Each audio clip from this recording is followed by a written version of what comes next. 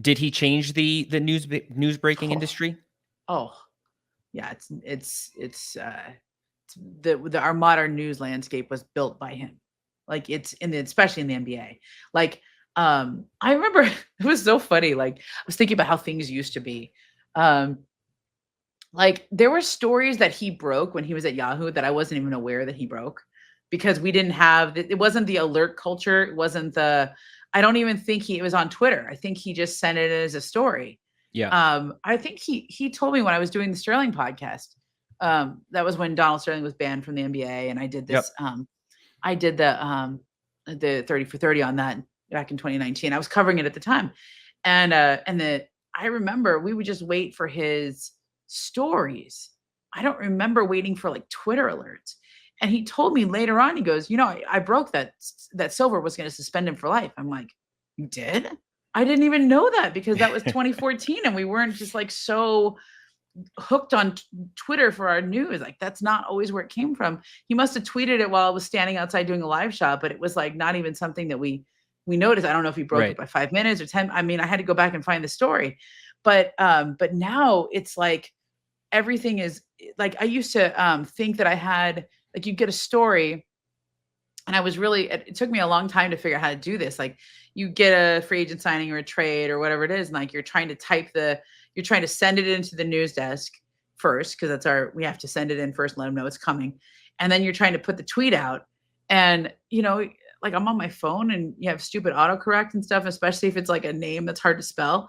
And like I'd constantly be like typing the name out and the autocorrect is just screwing it up. And then I'd see his alert come through and I'm like, damn it, just freaking hard name to spell. And the autocorrect and like, and I was like, I had that one. I just didn't do it fast enough. And and then I was like, I realized, oh, he was better than me at this because he would get it ready to go in the tweet. Like, so the name was already ready because he knew while you're waiting on the call, get it ready. And then when you get the call, like, oh, it's done.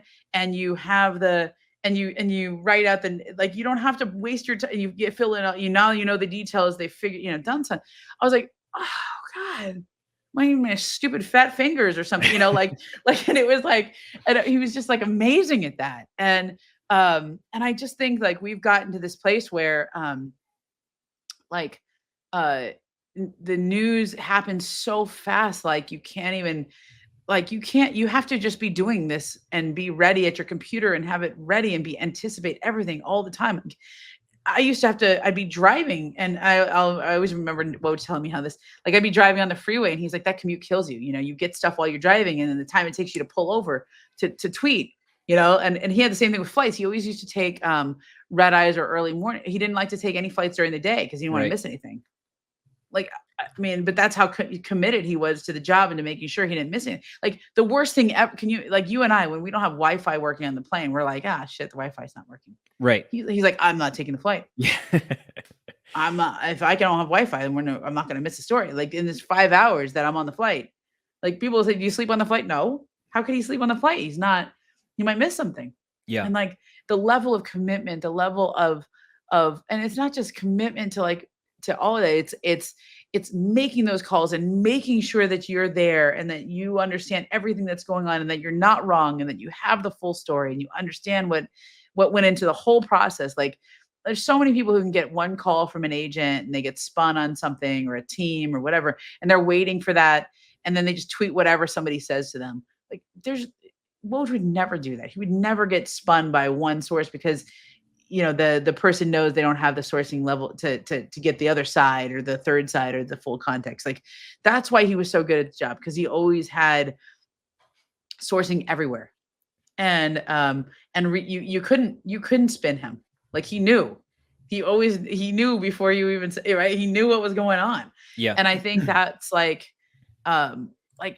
people, people focus so much on the Twitter and the this and the that, but it's that that level of insight of reporting, that deep reporting that goes into so much of what he does, that like I want him to be retired and do what he's doing. But like I just, having worked with him as when I do a narrative TikToks or we do something after the fact, and I just know how much he knows and I know how hard he worked, and he has all the stories and all that. Like, if you ever wanted to write a book one day, or some of the great things that he's done, like, you should read it because you'll have time to really sink in and do it.